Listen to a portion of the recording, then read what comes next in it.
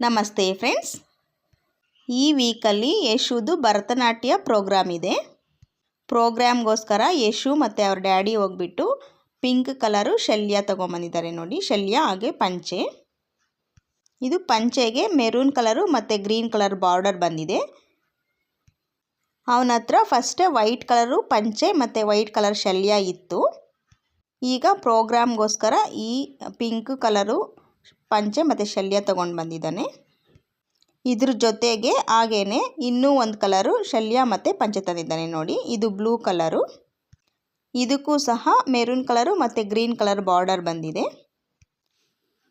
ಈ ಎರಡು ಕಲರಲ್ಲಿ ನಿಮಗೆ ಯಾವ ಕಲರ್ ಇಷ್ಟ ಆಗಿದೆ ಅಂತೇಳ್ಬಿಟ್ಟು ಕಮೆಂಟ್ ಮಾಡಿ.